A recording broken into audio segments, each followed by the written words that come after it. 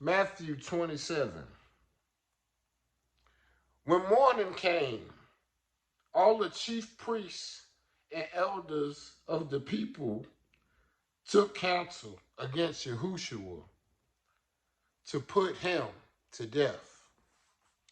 And when they had bound him, they led him away and handed him over to Pontius Pilate, the governor.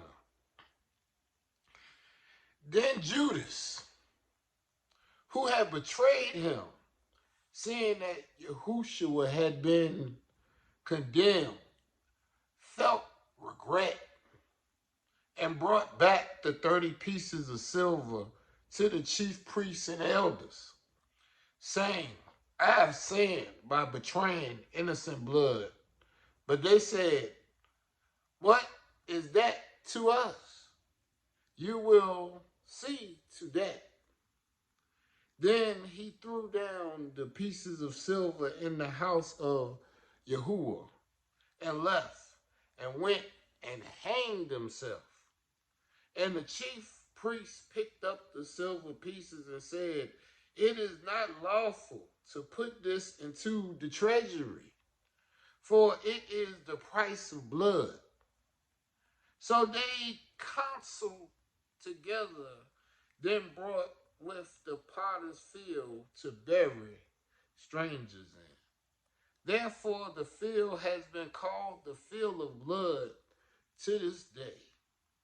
Then was fulfilled that which was spoken by the prophet, saying, so they weighed for my price 30 pieces of silver, that considerable price that I was valued by them, whom they of the children of Yasriel had already agreed to pay, and used them for the potter's field as Yahuwah had appointed me. Now Yahushua stood before the governor, and the governor asked him, saying, are you the king of Yehudi?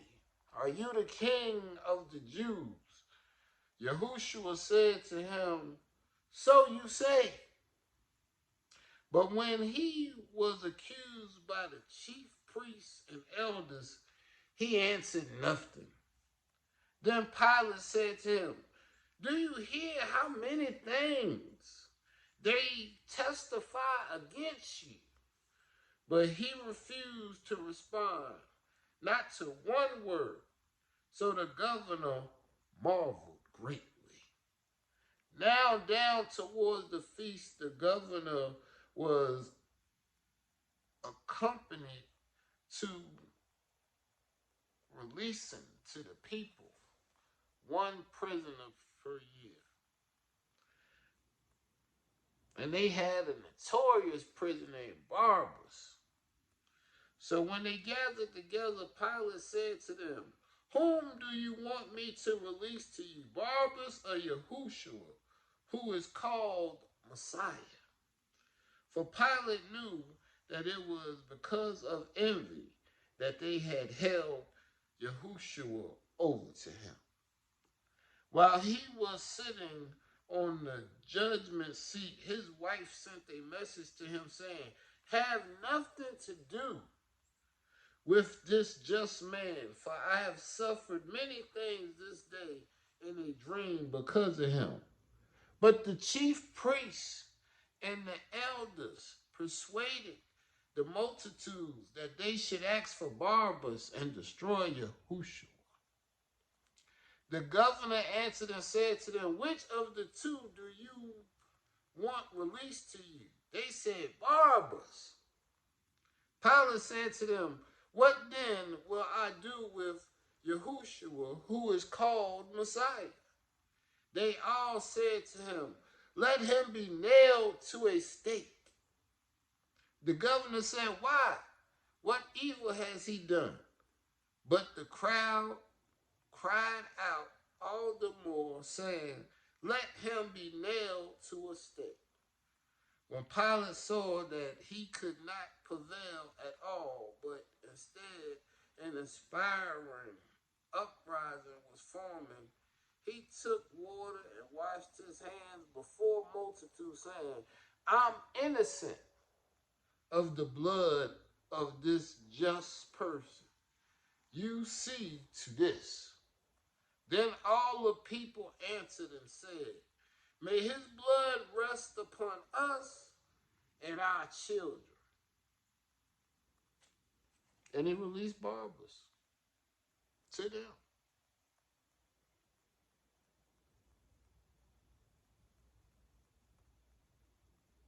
We had a choice. I say we because we living in a time where we are recognizing our origins. Just last year was a tremendous whirlwind of information that went about in America, where many African Americans identified with being Israelites. They hadn't identified with this before, but the new information that they had, the new revealing of truth, allowed them to know that they do participate in the origins of Jerusalem. And if you want to declare yourself the real Yehudi, if you want to identify with being the original Jew, so to speak, this is the news that I want you to know that's in the Word. This is how the Jews dealt with the Messiah. The first thing it says, when the morning came, all the chief priests and elders of the people took counsel against Yahushua to put him to death. First verse. Our goal was to get rid of the Most High's child. Our goal was to turn our back completely on the Messiah when he was here. We can praise and love him all we think about now. But when he was here, his fear wasn't Rome. Rome saw him as an innocent man. Pontius Pilate, that was the Roman governor. Him and his wife both saw the Messiah as blameless. It was us who continued to cry out for him to be nailed to the cross. It was us who continued to cry out that he be crucified. Even Pilate said, for what? What evil has this man done? And we felt like his confidence in knowing that he was a child of the Most High was blasphemy. So, I've heard so many people over the years ask, what have we done so bad? What have we participated in to gain such notarized hatred in this world? Well, read Matthew 27. And if you believe that you is the original, if you believe that it is you who the Creator has made chosen, well, I want you to recognize what your ancestors thought of the Messiah's presence and revealing of truth. If we're going to start anywhere, let's get ourselves together here and understand that when he was here, we didn't cheer.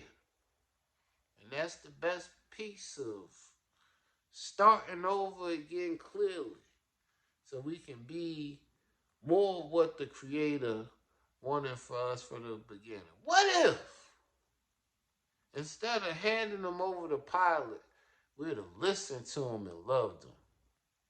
Well, then prophecy wouldn't have been fulfilled. Hallelujah.